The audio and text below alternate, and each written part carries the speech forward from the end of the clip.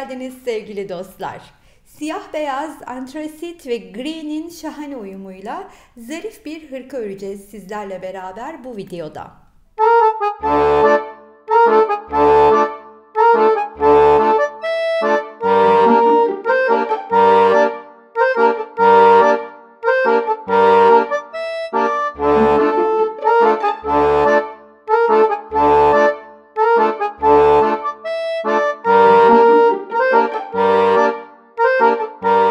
Kullandığım iplerden söz etmem gerekirse Yarn Jeans'in 4 rengini kullanıyorum.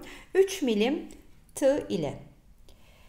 Yarn Jeans'in siyahı 53, gri tonlarından 80, antrasit 28, beyaz 62 numaraları kullanarak 90 tane motif hazırlıyorum.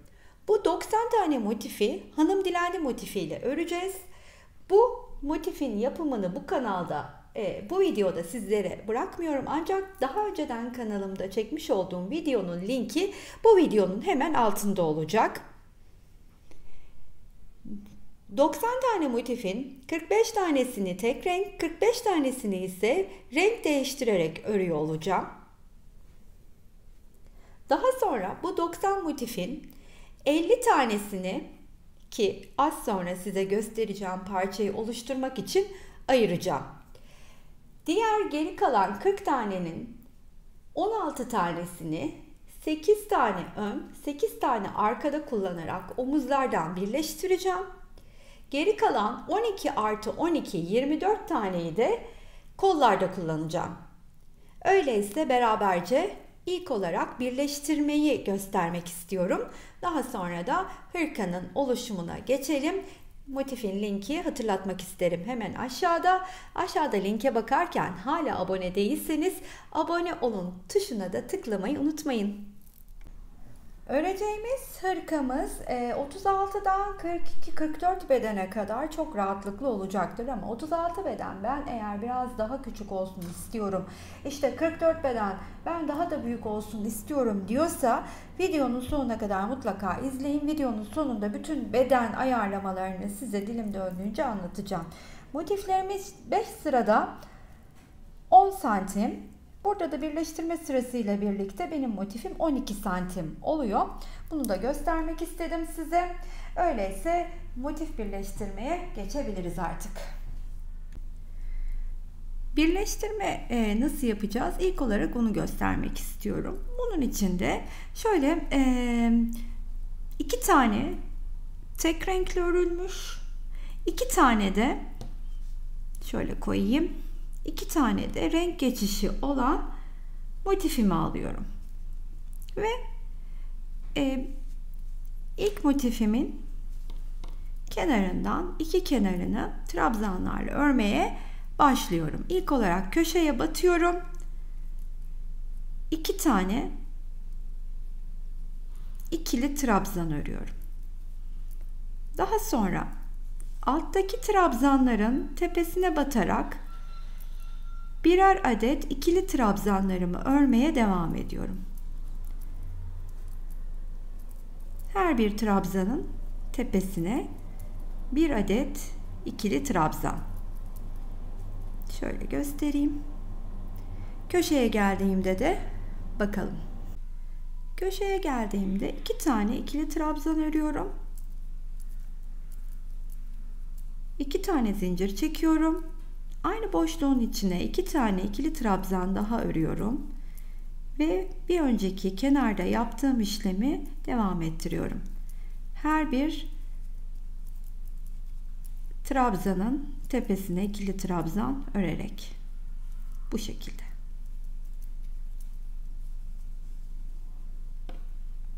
Köşeye kadar geldiğimde de köşenin içine 2 tane ikili trabzanımı örüyorum. Daha sonra 2 zincirimi çekip hemen bir üstüne ekleyeceğim. Sıradaki motifimi alıyorum. Her iki motifin de ön yüzü bana bakarken yeni motifin köşesinin içine 2 tane ikili trabzanımı örüyorum. Sonrasında ilk trabzanın tepesine de batıp bir ikili trabzan örüp artık motiflerimi sırt sırta verirken ilmekten tığımı da çıkartıyorum ve motifin bu yüzünden 1, 2, 3 tane trabzanı sayıp üçüncünün tepesinden batıp ilmeğimi içinden geçiriyorum. Daha sonra tığımın üstüne ip alıp 3 tane ikili trabzanımı örüyorum.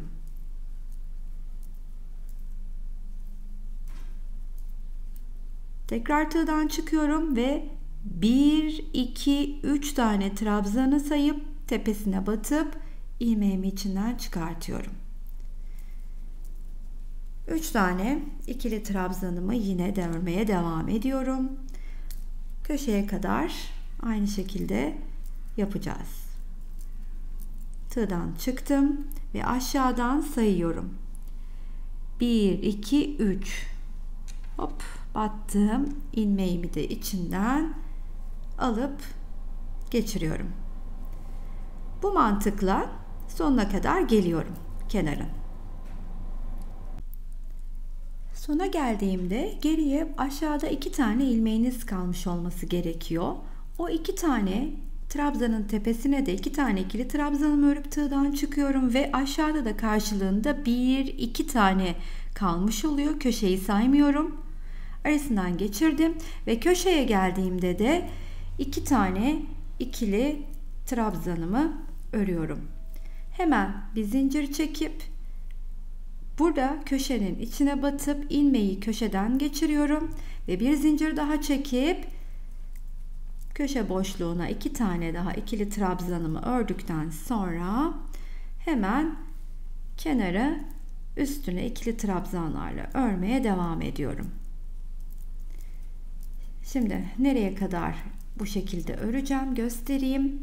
Bu kenarı öreceğim, bu kenarı öreceğim. Eğer uzun bir parça örüyor olsaydım bunu örüp buraya kadar gelince aynı bunu bunun üstüne eklediğim gibi sıradaki motifi de bunun üstüne ekleyecektim ve bu mantıkla dilediğim uzunluğa kadar devam edecektim.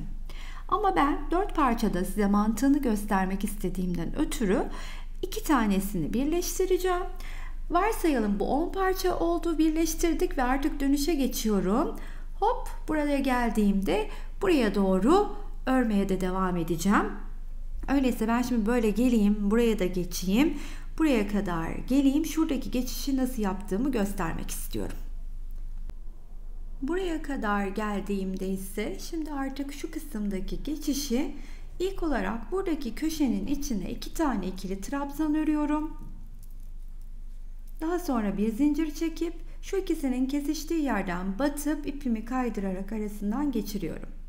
Daha sonra bir zincir çekiyorum ve bu köşe boşluğunun içine de 2 tane ikili trabzanımı ördükten sonra sırasıyla bütün trabzanların tepesine bir adet ikili trabzan örüyorum bu kenarın sonuna kadar. Kenarın sonuna geldiğimde boşluğun içine köşe boşluğunun 2 tane ikili trabzanımı örüp 2 de zincirimi çektikten sonra yine motiflerin ön yüzü bana bakarken yeni motifimi alıyorum ve köşesine hemen 2 tane ikili trabzanımı örüyorum. Bir tane ikili trabzanı buradaki ilk trabzanın tepesine örüp tığdan çıkıp parçayı döndürüyorum. Burada yine 3'ü sayıp üçüncünün içinden ilmeğimi geçiriyorum. Gösterdiğim yöntemle kenarların sonuna kadar ilerliyorum. Sona geldiğimde 2 tane ikili trabzanımı burada örüp yine burada 2 taneyi saydım. Arasından geçirdim ve köşeye 2 tane ikili trabzanımı örüyorum. Bir zincir çekiyorum ve tığımdan çıkıp bu ikisinin kesiştiği yerin tam ortasına batarak ilmeğimi oradan geçiriyorum. Daha sonra bir zincir çekip tekrardan köşenin içine 2 tane ikili trabzanımı örüp kenarın sonuna kadar da devam ediyorum trabzanlarımı örmeye. Köşeye kadar gelip 2 zincirimi de çektikten sonra bu defa yine sıradaki motifimi alıyorum. Yine bana bakarken her ikisinin ön yüzü köşeye batıp 2 tane ikili trabzan. İlk trabzanın tepesine bir ikili trabzan. Sonrasında hemen arka yüzlerini sırt sırta verip buradaki üçüncüye batıyorum. Ve kesiştikleri 4 motifin kesiştiği noktaya kadar göstermiş olduğum teknikle örmeye devam ediyorum. Kenarın sonuna kadar geldiğimde buradaki 2 trabzanı ördüm. Burada 2'yi saydım, battım. Ondan sonra köşede sıra. Köşenin içine 2 tane ikili trabzanımı örüyorum. Bir zincirimi çekiyorum ve bu 3 motifin kesiştiği yerin tam ortasına batıp ilmeğimi buradan geçireceğim. Bir zinciri kaçırdım yalnız burada. Hemen o bir zinciri çekeyim ya da şuradan çıkayım. Şimdi burada bir zincir çektim de. Tekrar ortaya battım. İlmeğimi aradan geçirdim. Bir de zincir çekip köşenin içine 2 tane ikili trabzan. Trabzanın tepesine 1 adet ikili trabzan. Tığdan çıktım. Buradan hemen 1, 2, 3'ü sayıyorum. Bu kenarı da karşılıklı birleştirmeye devam ediyorum. İşte bu mantıkla dilediğiniz sayıdaki motifi birbirine ekleyebilirsiniz. Birazdan göstereceğim büyük parça gibi. Şimdi 1, 2, 3 bunu da birleştirdim. Buradan sonrasında hiç farklı bir şey yok. Mantığını aslında kavramış olduk. 4 motifi birbirine ekleyebilmenin. Tekrar 1, 2, 3 diye batarak devam ediyor. Şöyle ortadaki çıkan görüntüyü size göstermek istiyorum. Gayet güzel, muntazam bir birleştirme olmuş oluyor. Öyleyse bu birleştirmeyi de eminim kavramışsınızdır. Yine de zorluk çektim, anlamadım Damla diyen olursa detaylı anlatımını bu videonun altına bırakacağım. Çünkü ayrı bir videoda detaylıca anlattım. Bana altına yazmanız yeterli olacaktır. Göstermiş olduğum birleştirme tekniğiyle motiflerimizin 50 tanesini 1, 2, 3, 4, 5 gördüğünüz gibi çarpı 10, 2, 4, 6, 8, 10 tane motifi, yani 50 adet motifi büyük bir parça haline getiriyoruz. Benim bu 50 motiflik büyük parçamın ölçüsünü size vermek istiyorum ki kendinizinkiyle karşılaştırabilin.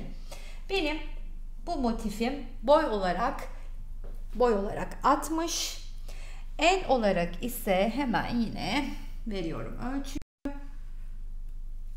Bu da tabi basen ölçüsüne de uygun olan bir kısım ama patı yok daha henüz, öyle düşünün. 128 santimde eni, yani oldukça geniş aslında düşünecek olursanız. Bu da demek oluyor ki 36-38 için salaş bir hırka iken daha büyük bedenlerde daha uygun. Oversize tek beden gibi bile düşünebiliriz bu hırkayı, ki benim son zamanlarda çalışmayı ve kullanmayı en sevdiğim motifli hırka bedeni diyebilirim.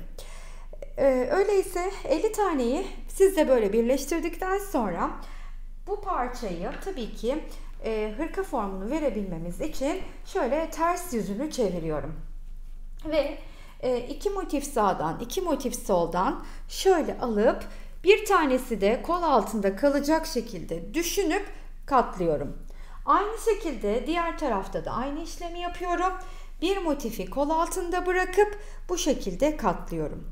Bu şekilde katladığımda ise 8 tane ayrı olarak birleştirdiğim arka için ilk arkayı böyle birleştirdim. Bakın bir kenarı açık ki bu kenarı arkaya tutturacağım. Hemen arka için birleştirdiğim bu parçayı şöylecene şunu şöyle döndürüyorum ve buraya birleştireceğim. Bunun için de şöyle tutayım. Bakın tersten olacağı için şöyle düşünün. Hemen buraya bunu yerleştirmiş olacağız. Tabii şimdi bu denk gelme şekli, burada 2 düz motif birbirine denk geldi.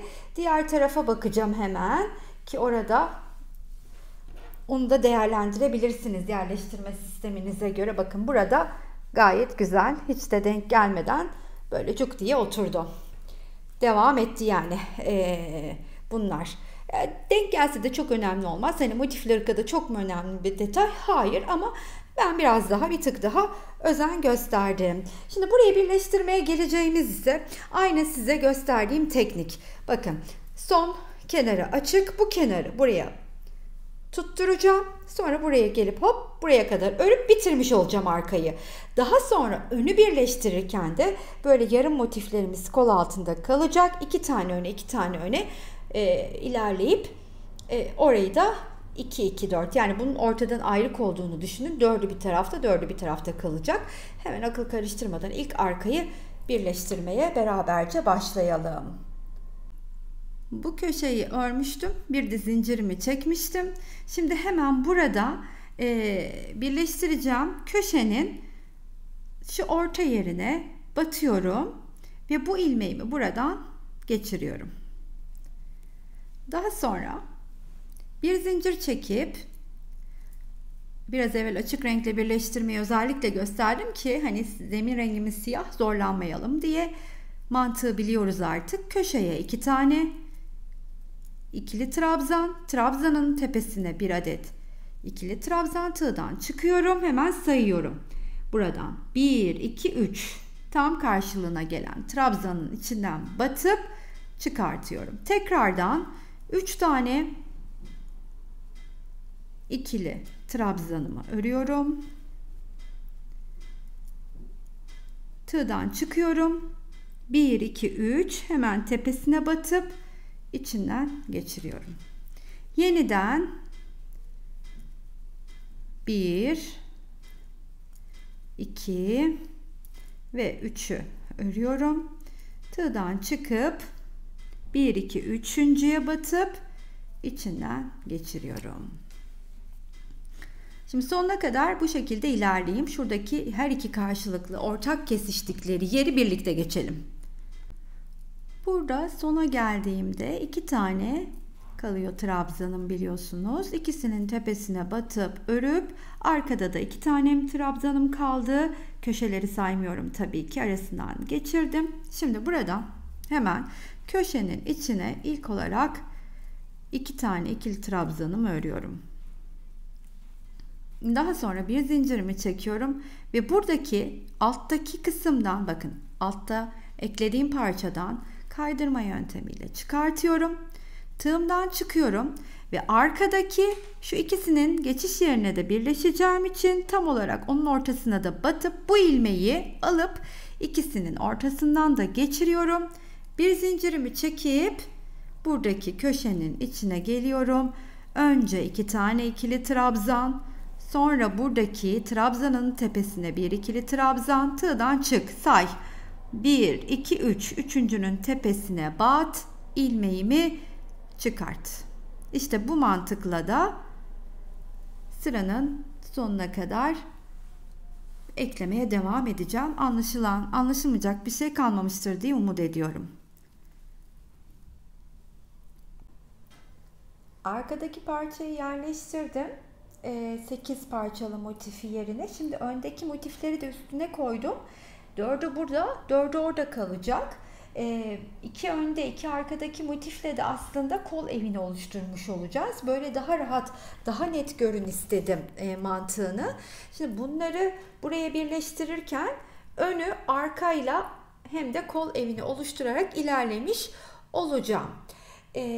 Hemen nasıl birleştirmeye başlıyorum? Şöyle ki önüme alayım. 4 motifi burası için ayırdım. 4 motifi de burası için ayırdım. Şimdi buradan şu iki motifi, şu ikisini yaka için açık bırakacağım. Bunları birleştirmeyeceğim. Ondan ötürü ilk olarak bu motiflerin bu tarafa gelirken bu motifin, bu tarafa gelirken de bu motifle birleşiyor olacağım. Çünkü ben sağ elimi kullandığım için hep sağdan ilerliyorum. Şimdi bunu buraya ekleyerek devam ederken bunu buraya açık bırakacağım. Çünkü buradaki açıklık bunda, buradaki açıklık da bunda olacak. Bunu unutmayalım. Bu iki motif yaka için açık bırakılacak. Üstle birleşmeyecek. Sadece bu ve bu üstle birleşecek. Yerleştirmek istediğim sıralamasıyla motifleri önüme aldım. Şimdi bunu buraya yerleştireceğim, iki kenarını. Daha sonra böylece geleceğim. Burayı da geçeceğim. Bunu alacağım. Bunu üstle birleştirmeden hemen bunun yanına birleştireceğim. Dediğim gibi yaka açıklığı için.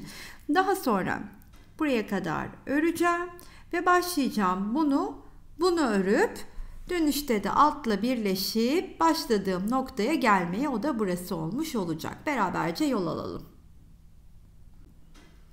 Ekleyeceğim motifimi aldım. İlmek çıkmıştım. Tığımın üstüne de ipimi aldım. Köşesine geldim. İlk olarak 2 tane ikili trabzan örüyorum. Ben zincirle yükselmeyip biliyorsunuz bu şekilde çalışıyorum. Siz zincirle de yükselebilirsiniz. İkisini ördükten sonra bir zincir çektim ve hemen buradaki köşe boşluğunun arkasından şu şekilde tığımı batırıp ilmeği içinden geçiriyorum. Bir de zincir çektikten sonra buradaki boşluğun içine aynı size göstermiş olduğum birleştirme tekniğini uygulamaya başlıyorum. Önce köşeye 2 tane ikili trabzan, daha sonra buradaki trabzanın üstüne 1 adet ikili trabzan, 1 2 3 sayıyorum, arkadan batıp ilmeğimi alıyorum ve bu kenarın sonuna kadar iki kenarı birbirine eklemeye devam edeceğim.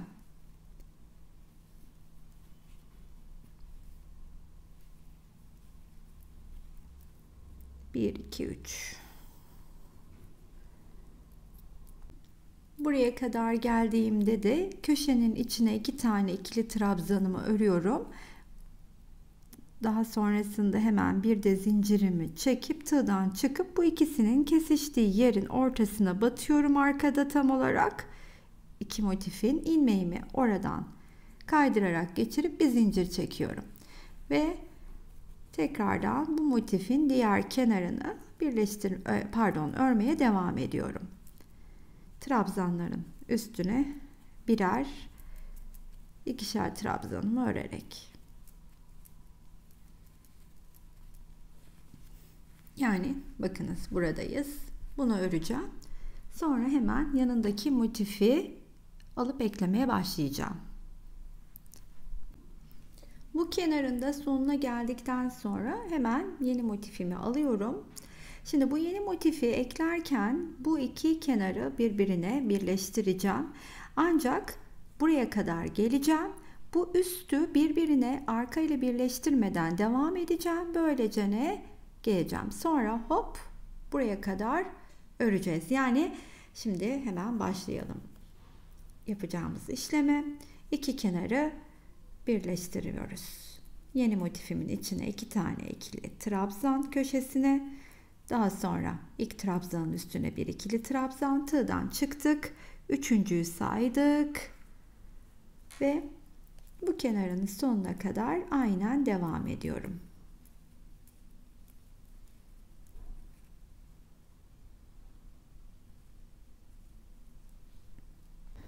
Burada da sonuna kadar geldim yine. Şöyle göstereyim istedim. 2 tane ikili trabzanımı ördüm. Hemen buradan 2 taneyi sayıp içinden geçiriyorum. Daha sonra köşenin içine de 2 tane ikili trabzanımı örüyorum.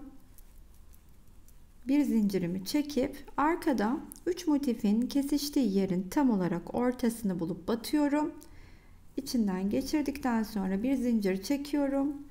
Ve köşeye 2 tane ikili trabzanımı ördükten sonra her bir trabzanın üstüne bir tane ikili trabzan örerek devam ediyorum. Tekrar hatırlatmak isterim ki ben burada yaka oluşturacağım için bu şekilde yaptım.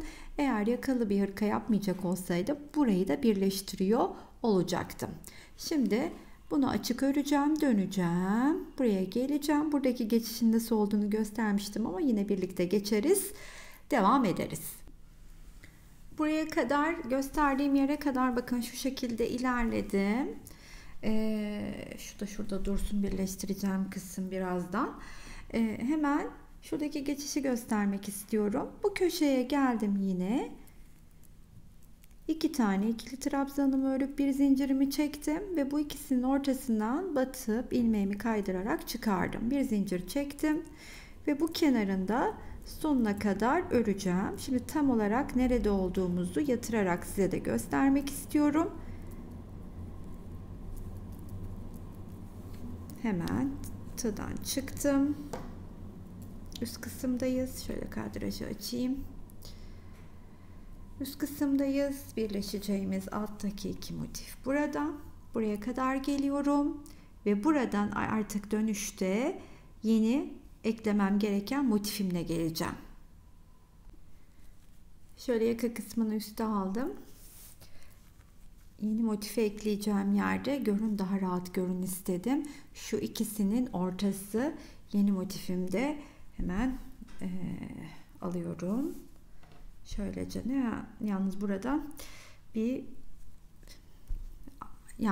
alttaki motiflerle üstteki motifler birbirine çakışarak bir arkadan gelenin takibini düzgün yapalım istediğim için burası böyle iki motif denk geliyor oldu. Şöyle yapalım yani. Bunu buraya koyayım. Bu yaka olacağı için zaten burada kalacak.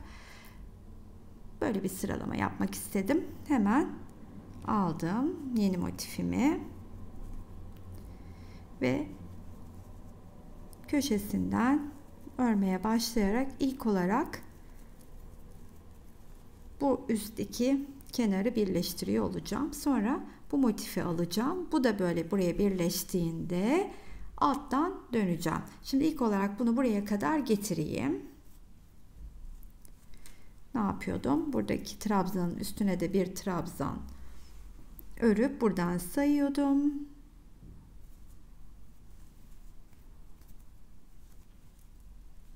Tekrardan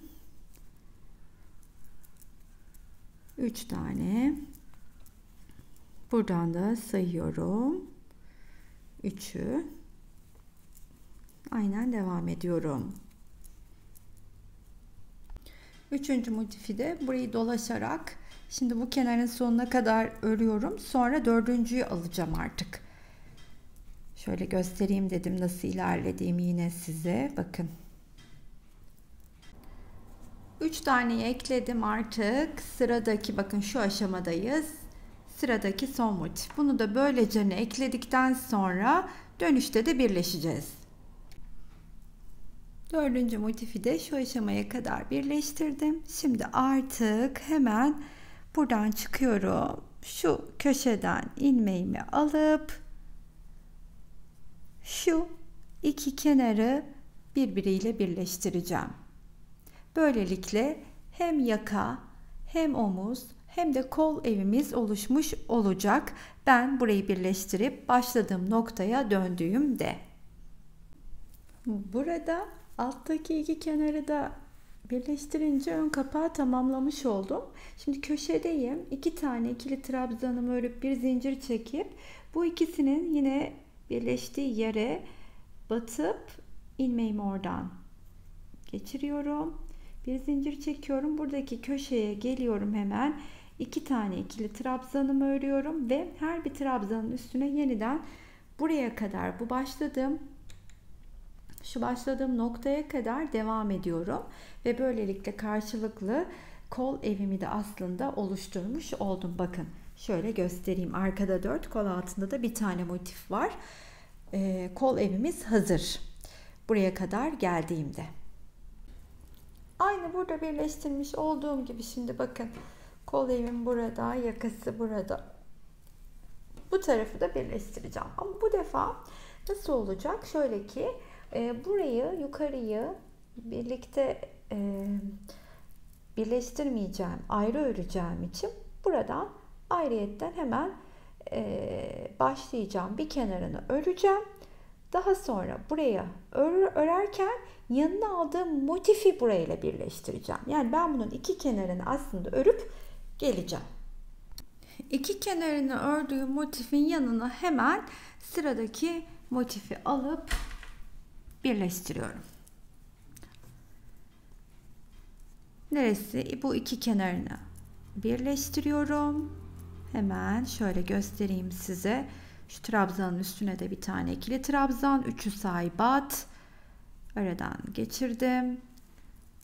Şöyle bir 3 taneyi daha örüp şöylece kaydırarak geçirelim üçüncüden. Şimdi neredeyiz göstereyim size. Şuradayız. Bunu böyle birleştirip geliyorum ya buraya kadar. Birleştirip bu açık kalıyor. Bu ikisini üstten birleştireceğim. Burada bu motifin bu kısmına geldim artık. Bakın 2 taneyi ördüm köşenin boşluğuna. Buradan geçirdikten sonra bir de hemen alıyorum bunu önüme. Buradaki 2 motifin birleştiği noktaya batıyorum arkadan. Her ikisinin de ortasına. Şu şekilde. Bu ilmeği, bu buradan kaçmış. Tekrar aradan aldım. Bu ilmeği buradan da geçirip bir zincir çekiyorum ve buradaki boşluğun içine 2 tane trabzanın üstüne bir tane örüp tığdan çıkıyorum ve buradaki üçüncüyü sayıp batıyorum. Arasından ilmeğimi de geçirdikten sonra üst kenarı da birbiriyle birleştirmeye başlıyorum. 2 3 tığdan çıktım. Arkadan saydım üçüncüyü. Bu şekilde devam ediyorum. Şimdi bunu da bu iki kenarı da birleştirdikten sonra burayı karşıyla birleştirmeden öreceğim. Çünkü kol evi oluşuyor. Sonra buraya kadar geleceğim. Buraya kadar geldikten sonra da aynı bu 2 taneyi buraya eklediğim gibi buraya kadar gelip bu 2 motifi de buraya ekleyip tamamlamış olacağım. Bu 2 motifin işi tamam şimdi ve bu 2 motifle birleşeceğiz. Bunun için de 2 motife daha ihtiyaç var. Hemen ne yapıyorum? Bunu alıyorum. İlk olarak buraya birleştirmeye başlıyorum. Bunu buraya birleştireceğim. En son dönüşte bu 2 motifle birleşeceğiz. Şimdi hemen bunu yerine yerleştirip size göstereyim mantığını. 3 tane ördüm, saydım, geldim. Şimdi bir tane daha öreyim üçlüyü.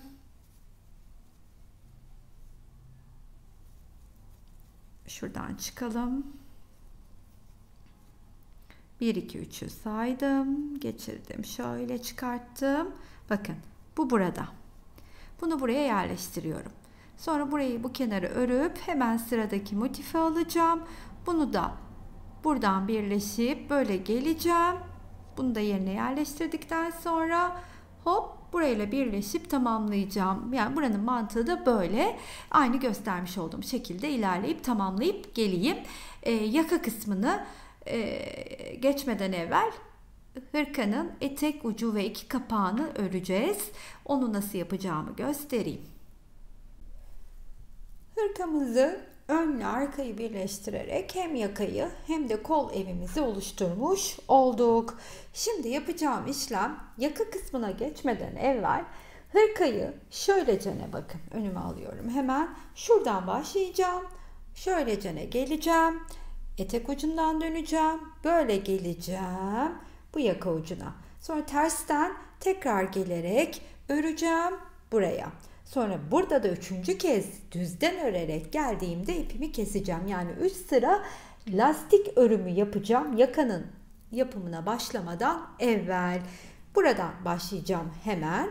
Her bir trabzanın üstüne bir trabzan örerek şu geçişleri göstereyim size. Köşeye geldiğimde ise yine 2 tane ikili trabzan, 2 zincir, 2 tane ikili trabzan, hop döneceğim. İlk sıra sadece trabzan örümü olmuş olacak. İkinci sırada da lastiğin yapımına başlayacağız. Hemen bu kısmı alıyorum. Köşenin içine 2 tane ikili trabzan örerek başlıyorum. Şunu öne aldım. Zincirle yükselenler yine burada da zincirle yükselebilir. Şimdi her bir trabzanın üstüne bir adet ikili trabzanımı örüyorum.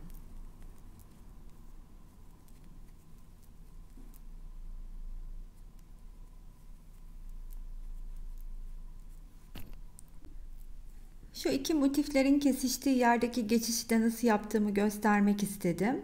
Buraya geldiğimde ilk köşenin içine bir tane ikili trabzan, daha sonra ikisinin çakıştığı yeri buluyorum. Oranın ortasına batıp bir ikili trabzanımı örüyorum. Tam ortasına batmam lazım. Battım. Daha sonra buradaki köşenin içine bir ikili trabzan ve yine trabzanların üstüne ikili trabzanla biraz evvel göstermiş olduğum noktaya kadar geliyorum. Yani bu yakaya kadar. Sonra buradan terse döneceğim ve ikinci sırada artık bir önden bir tersten örerek de lastik sırama başlamış olacağım. Orada da birlikte başlarız.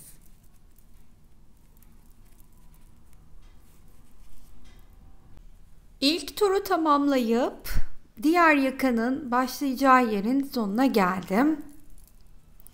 Yani hemen şöyle göstereyim. Buradaki köşenin içine de 2 tane ikili trabzan ördüm. Şöyle hemen göstermek istiyorum. Buradan başlamıştım. Ördüm, dolandım, etek ucunu ördüm. Bakın burada köşeyi aynı size söylemiş olduğum gibi. 2 tane ikili trabzan, arada 2 zincir ve 2 tane ikili trabzanla geçtim. Buraya kadar geldim. Şimdi hemen tersinden örmeye başlıyorum. Parçayı lastik örerek devam edeceğim. Ama ilk olarak burada göstermek istiyorum ki size yalancı trabzan ile yükseliyorum. Şöyle bir zincir çektim, yükseldim, etrafında döndürdüm. Tekrardan bir zincir alıp arkadan geçirdim. Ve ilk yalancı trabzanımı burada örmüş oldum. Zincirle de burada yükselebilirsiniz bu arada. Tığın üstüne ipimi alıp arkasını döndürdüm. Kendi hemen dibindeki trabzanı ayrı tutuyorum ve yanındaki trabzanı öne doğru alarak lastik örümüne başlıyorum. Ve arkaya.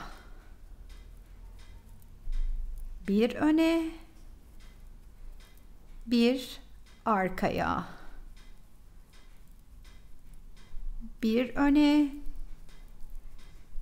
bir arkaya şeklinde lastik örüyorum. Köşeye geldiğimde oradaki geçişi de size göstereyim.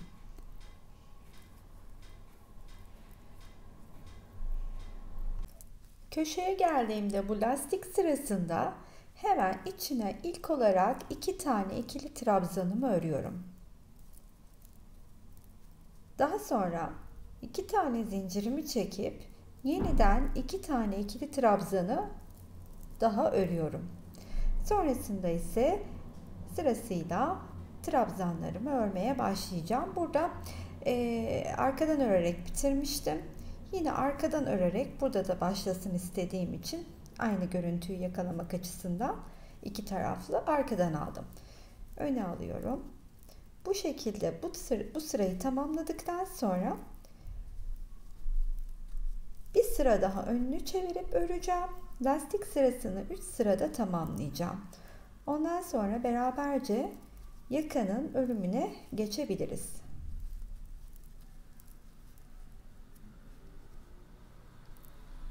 Hırkamın patını 3 sıra lastik olarak tamamladım. Şimdi sıra yakaya geldi. Yakayı örmek için de bakın şuradan biliyorsunuz başlayarak örüp buraya kadar gelip tekrar dönmüştük. Yani şöyle karşılıklı hemen göstermek istiyorum. Yaka için yerimiz var. Yakayı başlarken bu boyun kısmını şöyle göstereyim. Hemen önüme çeviriyorum. Şu şekilde bakın. Yakayı çalışacağım yer tam olarak gördüğünüz açıklık olacak. Böylece ne? Başlayacağım. Gelgitlerle yakamı örmeye dilediğim uzunlukta üstüme deneyerek bakacağım. Size kaç sırada tamamladığımı zaten söyleyeceğim. Siz de kendi zevkinize göre uzunluğunu ayarlayabilirsiniz. Öyleyse başlayalım. Şunu söylemek istiyorum ki yakamın kısa, ufak yani gösterişsiz sönük bir yaka olmasını istemiyorum. Onun için de genişçene öreceğim ve biraz buralarda yakayı büyütebilmek adına da birkaç arttırma yapacağım. Onu da nasıl yaptığımı size göstereceğim. Bu lastiğin ilk sırasını trabzan olarak yine başlıyorum yaka için ama başlayacağım nokta şu kısım tam olarak. Bakın. Tam olarak buradaki etrafının patını örmeye başladığım lastiğini örmeye başladığım köşe boşluğu vardı ya. Şimdi aynı köşe boşluğunun içine batıp 2 tane ikili trabzan öreceğim. Aynı boşluğun içine. Bu şekilde. Daha sonra buradaki trabzanlarımın üstüne birer tane ikili trabzan örmeye başlıyorum. Minik dediğim gibi yakada genişletmek istediğim için arttırım yapacağım yer var demiştim. Onu tam arka kısımda yapacağım. Şimdi şuraya kadar hiçbir farkı yok. Trabzan üstüne trabzan örerek devam ediyorum. Şu kısma geldiğimde ise burada en son trabzanın tepesini ördüm. Buradaki köşe boşluğunun içine bir tane ikili trabzan örüyorum. Bir tane şu hepsinin kesiştiği noktaya batıp bir tane daha örüyorum.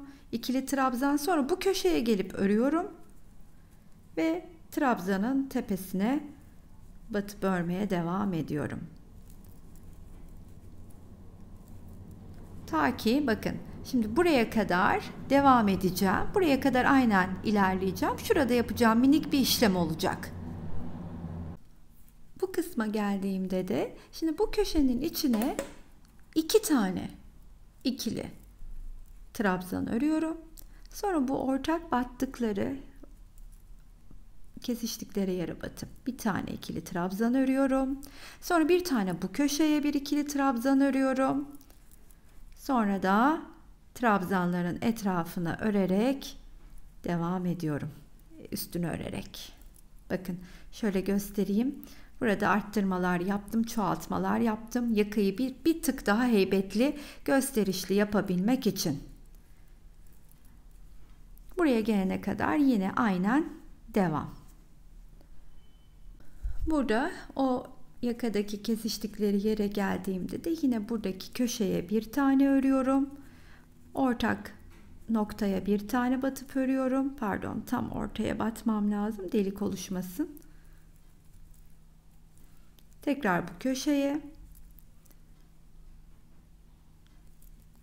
Sonra da başlıyorum yeniden trabzanların üstüne batarak yakanın ilk sırasını tamamlayacağım. İkinci sıradan sonra zaten yine etrafında da göstermiş olduğum lastik örümünü yapacağız.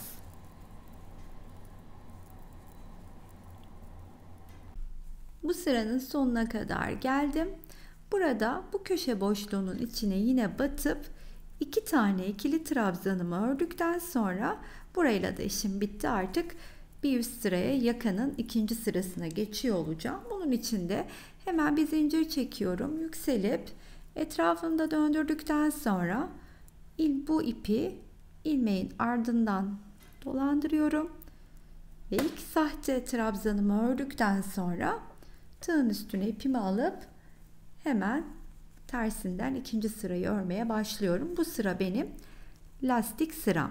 Trabzanları sırasıyla önce önden, daha sonra da arkaya alarak örmeye devam ediyorum. Bu sırayı dediğim gibi üstüme giyip deneyerek, evet bu tamam oldu, istediğim gibi dediğim noktaya kadar öreceğim. Kaç sırada tamamladığımı zaten size birazdan söylüyor olurum. Gerekirse yakayı daha yanlardan sivriltmek isterseniz şayet buralardan arttırım yapabilirsiniz. Mesela şimdi bu sırayı tamamlayalım. Bir üst sırada bir arttırım da yapayım.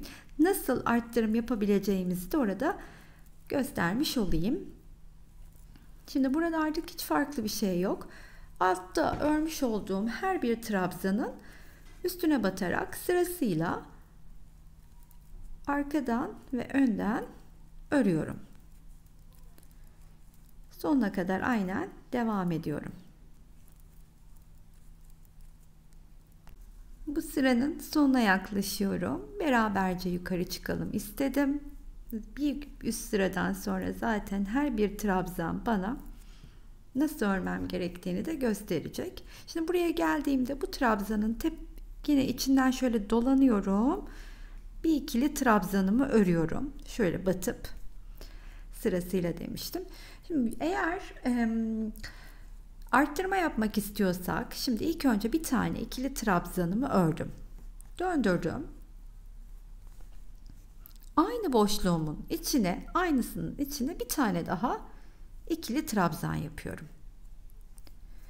Daha sonra trabzanları sırasıyla yeniden örmeye başlıyorum. Burada bir tane arttırım yapmış oldum böylelikle. Bunun bitişini de size göstereyim. Biterken bunun karşılığı burada arttırdımsa biterken de arttırmam gerekiyor. Onu da gösterip tekrar bir yukarı çıkalım beraberce. Sonrasında ise artık dilediğimiz uzunluğa kadar öreceğiz. Gördüğünüz gibi burada hep aynı işlemi yapıyorum. Önde gözüken kendini gösteriyor artık trabzanlar. Önden, arkada gözükeni ise arkadan örüyorum. Şimdi burada karşılık olarak da biliyorsunuz arttırma yapmam gereken kısımdayım. Hemen bu boşluğun içine bir tane ikili trabzan örerken bir tane daha örüyorum. Yandan 2 arttırma yapmış oldum böylelikle. Ve hemen bir zincir çekip yükseliyorum ve diğer sıramıza geçiyoruz artık. Döndürdüm. Yani bu bizim toplamda ne kadar oldu? Başlayalım. 1, 2, 3 sıramızı ördük. 4. sıramıza geçtik.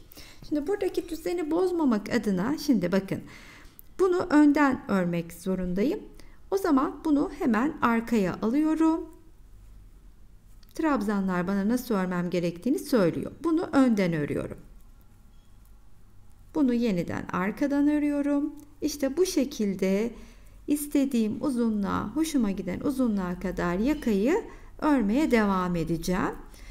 Ve arada bu arttırmayı dilediğiniz yerlerde sivriltmek, büyütmek isterseniz yapabilirsiniz. Öyleyse yakayı tamamlayıp hatta ben kolun birini de yerleştireyim, diğerini birlikte yerine oturtalım. Evet efendim, yakamızı 14 sıra örerek yukarıya doğru tamamladım lastikleri. Bakın şöyle göstereyim. 14 sırada yaka tamamlandı. Yanlardan belli aralıklarla minik arttırmalar size gösterdiğim gibi yaptım. Biraz şu şekli vermek için daha hoş duruyor diye. Bir de sonrasında lastiği de şöyle yerine yerleştirdiğimde tam istediğim gibi düştü formu. Daha sonra biliyorsunuz etrafını 3 sıra örmüştüm. Yerine kolumu da yerleştirip geleyim. Diğerini birlikte yerine oturtalım demiştim. Biliyorsunuz burada koltuk altında bir pay var yedirmemiz gereken. Hemen gösteriyorum. Bakın şimdi kol parçasını alıyoruz. 12 parçayla oluşan bir kolumuz vardı. Onu alıyoruz.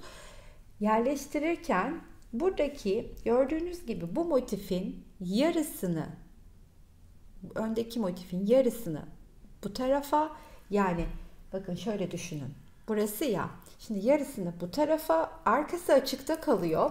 Yani şurası, diğer yarısını da yerleştirirken buraya yerleştiriyoruz. Bakın.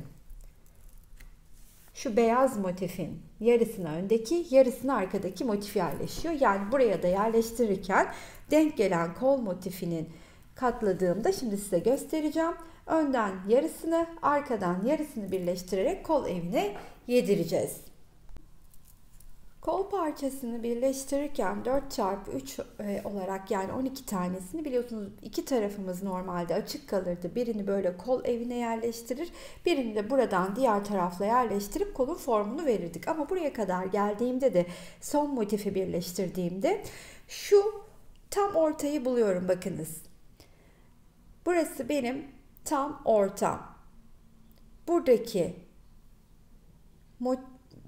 trabzanın tepesi de tam ortası. Oraya örüyorum ve burada da şimdi bunu önüme çevireceğim. Bakın şu şekilde buradan birleştirmeye başlayacağım için şöyle, yani bunu, şu kısmını, bu yarım gösterdiğim kısmını buraya yedirmem gerekiyor. Kolu yerleştirebilmem için. Böylece önüme aldım, yerleştireceğim kısmından, tersinden oluyor bu tarafı. Bakın İşte şöyle göstereyim size.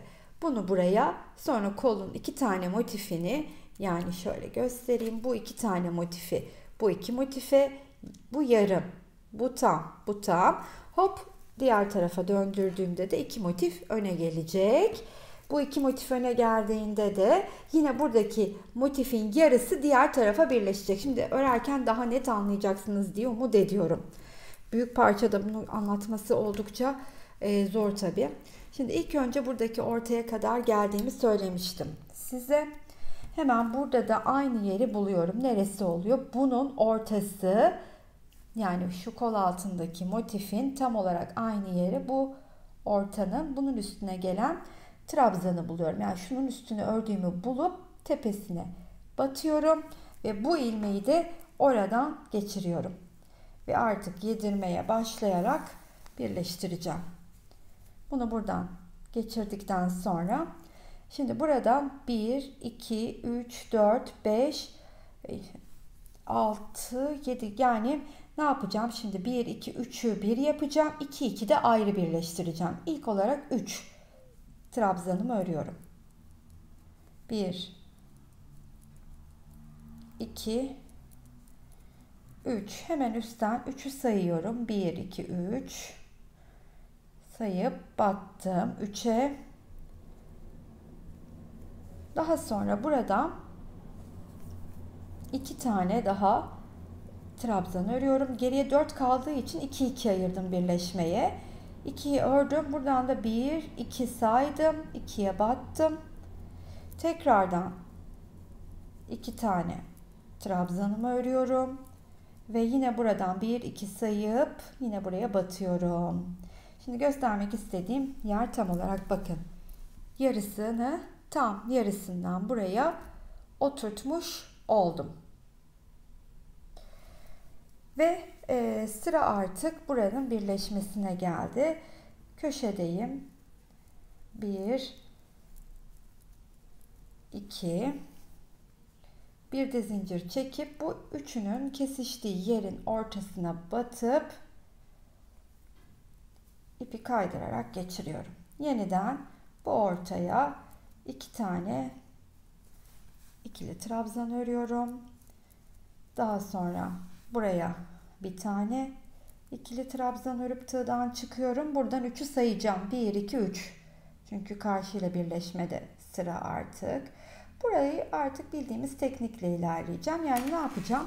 Tekrar göstermem gerekirse burayı birleştirdik. Şimdi bu motifi bununla, bunu bununla birleştireceğim. Dönüp arkaya geleceğim. Arkadaki 2 motifi de buradaki 2 motifle birleştireceğim. Kol altına geldiğimde yine oradaki geçişi size göstermek istiyorum. Kol evine bakın, buradan başladık biliyorsunuz. Buradan başladık. Şu şekilde şuradaki kol altındaki motifin yedirdik. 2 tane motifi kol evine yerleştirdim. Döndürdüm. Böylece geldim. 2 tane motifi de buraya yerleştirdim. Şimdi bu kol altında biliyorsunuz kalan motifimizin, hemen şöyle katladığımda daha rahat göreceksiniz. Bu motif kol altımızda kalan motifti bizim. Şu motifimiz, yarısını yedirmiştim ya. Şimdi arka tarafta da artık buradaki motifin, şu motifin yarısını buna yedirmem gerekiyor. Bu kol altında kalan kısım. Bakın arkada yedirdiğim yer gözüküyor. Bunu da buradan yarısını yedirip artık buradan da birleşerek geleceğim ve kolun formunu vermiş olacağım ve beraberce kol ağzının örümüne geçeceğiz. O zaman hemen ne yapıyorum? Şimdi bakın buradayken bir zincir çektim, köşeye 2 tane örmüştüm. Kol altının olduğu yere batıyorum. İlmeğimi oradan geçirip bir zincir çekiyorum. Tekrardan aynı köşenin içine 2 tane, sonra bu trabzana bir tane örüyorum. Evet, yedirmem gereken yer burada duruyor bakın. Yarısını buraya yedireceğim. Bunun için de ne yapıyorum? Bu yedireceğim kısımdan 1, 2, 3 sayıyorum. Tığımı ona batırıp ilmeği oradan geçiriyorum. Tekrardan şimdi buraya tabi biliyorsunuz 3'ü yerleştirdikten sonra 2 ortaya gelene kadar, şu kısma gelene kadar öreceğim. Yani 2 3 trabzan. Bakın şurası benim birleştireceğim yer. Buradan farklı diğer tarafa göre bir tık sayısı. 3 taneyi ördüm. Hemen 1 2 3'ü sayıyorum burada. Tekrardan buraya örüyorum. 1 2 ve bu artık benim için sonuncu. Çünkü 1 2 3 buraya geldim. Sonra bu tam ortaya da bakın şu kısmı göstermem gerekiyor. Biliyorum siyah zorlanıyor olabilirsiniz ama işte sipariş üzerine hazırladığım bir ürün olduğu için, ama bu tarz başka videom da vardı. Onun zemini açık renkli. Oradan faydalanmanız mümkün olabilir. Tekrardan göstereyim. Aslında mantığı anlamanız yeterli. Siz önemli olan, şimdi burada bir tane ortadayım ya, geldim. Şimdi buraya da bir tane örüp hemen bu köşeden son bir birleştirmeyi yapıyorum ve karşılıklı birleştireceğim yerdeyim artık. Kol parçasını karşılıklı buradan birleştireceğim. Bunun için de bildiğim gibi buradan 3 taneyi sayıyorum, örüyorum. Arkadan 3 taneyi sayıyorum. Hemen 1 2 3 hop battım. İlmeğimi çıkarttım. Yeniden burayı birleştirene kadar trabzanlarımı buradan artık 2 2 toparlayacağım. 1 2 1 2 buradan da battım. 1 2 ay niye zincir çektimse hemen tığın üstüne ipimi alayım. 2 tane trabzan öreceğim. Arkadan sayacağım. 1 2 doğru yerdeyim. 2. Şimdi artık köşeye geldik. Köşeye de 2 tanemi ördükten sonra şuradaki geçişte birlikte yapalım. Ne yapıyordum? 2 tane ördükten sonra bir zincir çekip bu araya batıp kaydırıyordum. Sonra tığdan çıkıp bu ikisinin birleştiği yerin tam ortasına batıp ilmeğimi oradan kaydırarak geçirip buraya geri geliyordum. Tekrardan aynı boşluğun içine 2 tane ikili trabzan. Şimdi tekrardan bunu önüme yatırıyorum. Asıl anlaşılması gereken önemli kısmın altını çizeceğim yer burasıdır efendim. Kol altında kalan motifi kol evine yerleştireceğim motiflerden önlü arkalı olarak yarısını buradan, yarısını da arkadan yediriyorum. Bu kısım anladıktan, kavradıktan sonra kol altına motif yerleştirmekle ilgili bir sıkıntınız kalmayacağını umut ediyorum. Kol ağzına kadar geleyim. Bu kol ağzına kadar yaklaştığımda da buradaki köşenin içine zaten önceden örerek gelmiştim. 2 tane ikili trabzanımı ördüm. Bir zincir çektim. Hemen karşısındaki burada kalan köşenin içinden ilmeğimi geçirdim. Bir zincir çektim ve buradaki trabzanın tepesine kaydırarak geliyorum. Ve şimdi yapacağım işlem artık bakın kol ağzındaki toplama işlemi. Hemen diğer kolda size göstermek isterim. Şuradayız tam olarak. İlk olarak trabzanlarla şöyle bir toparlama yapacağım. Daha sonra üstüne doğru da lastiğimizin örümünü gerçekleştireceğiz. Toplama sırasıyla birlikte 1, 2, 3, 4, 5, 6, 7, 8, 9 sırada tamamlayacağız. Önce toplayacağız. Sonra üstüne de 8 sıra lastik. Hemen burada toplamayı nasıl yaptığımı göstermek isterim. Bulunduğum noktada bir zincir çekip yükselip etrafında döndürüyorum. Arkasından geçirip bir zincir çektikten sonra burada şurayı kapamayacağım. İkisi tığımın üstünde kalsın çünkü kesme yapmaya başlıyoruz. Hemen yanındaki trabzana batıyorum ve ikisini bir örüyorum. Tekrar yanındaki trabzana batıp bir kere çıkıyorum. Sonra tekrar yanındaki trabzana batıp bir kere çıkıp ikisini bir örüyorum. Tekrar aynı işlemi yapıyorum. Bir çıktım, tekrardan bir çıktım ve 3 ilmeği birden tığın üstüne ipi alıyorum. Batıyorum. Bir çıkıp tığda tutuyorum. Yeniden tığın üstüne ipimi alıp batıyorum. Bir tutup çıkıyorum ve hepsini bir örüyorum. bütün kol ağzını bu şekilde geçeceğim bu sırada.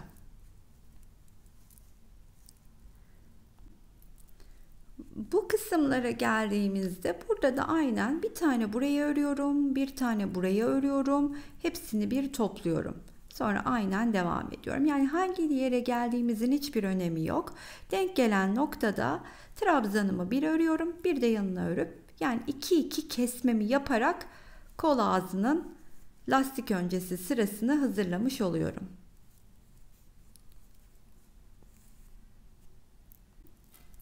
Mesela burada da şu şekilde denk geldi. Buradaki trabzanın tepesine battım. Buraya battım. Ve hepsini bir topladım. Şimdi ne oldu? Bu köşeye batıp bir taneyi öreceğim. Bir tane de bu trabzana. Bunu da göstereyim. Toparlama yaparken akılda karışıklık olmasın istedim.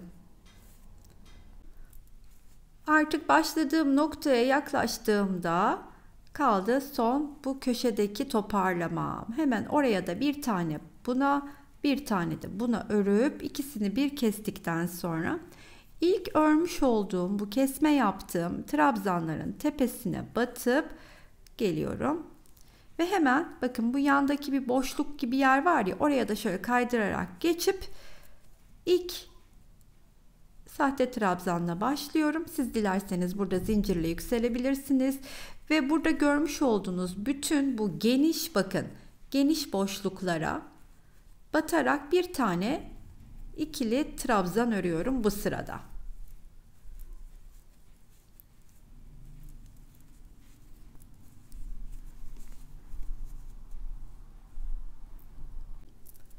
Sonuncuyu da ördükten sonra burada ilk örmüş olduğum trabzanın tepesine geliyorum.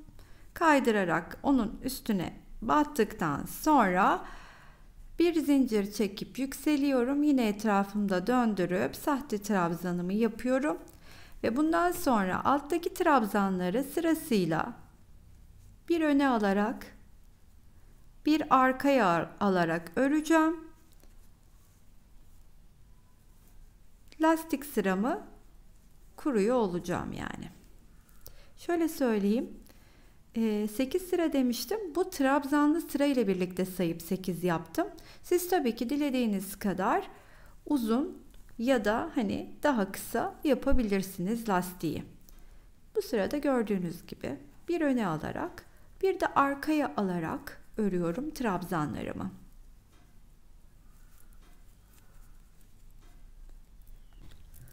Burada bir üste çıkmayı da göstereyim istedim size. Sona geldiğimde ilk ördüğüm trabzanın tepesine kaydırarak geliyorum. Bir zincir çekip yükselip etrafında döndürdükten sonra sahte trabzanımı örüyorum ve artık alttaki trabzanlar bana nasıl örmem gerektiğini gösteriyor. Yani öndekini önden, arkadakini arkadan örerek devam ediyorum.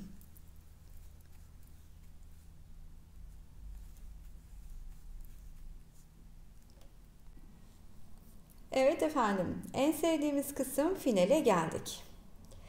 Öncelikle bedenden bahsetmek istiyorum. Bu hırka bu şekilde benim verdiğim ölçülerdeki, bakın sıradan önemli olan santimdir. Mesela 5 sırada benimle aynı santime ulaşabildiniz mi? Ulaşamadınızsa o santim için bir sıra daha fazla örmeniz gerekir. Yoksa Damla Hanım verdiğiniz sırayla yaptım ama hırkam küçük oldu dediğinizde hemen size hatırlatmak istediğim şu ki kaç sıra değil, aynı santimi örmeyi başarabildik mi? En önemli kısım budur. Çünkü ben kendi motifimin santimine göre beden ayarlıyorum. Başta da size ölçülerini zaten verdim. Bu hırka 36'dan 44 bedene kadar, hatta 46'ya bile çok rahat uyum sağlayacaktır. Lakin 36 beden ve 38 beden olan hanımlardan ben böyle bol giymek istemiyorum, bir de 34 bedenimde diyen varsa kol altında görmüş olduğunuz şu motifleri, yani şuradaki motifi koymadan çalıştıklarında hırka tam olarak bedenlerine uyum sağlayacaktır. Ama ben kol altına motif koyarak çalışmak istiyorum diyorsanız da şayet, o zaman da motifleri bir sıra az örerek küçültebilirsiniz.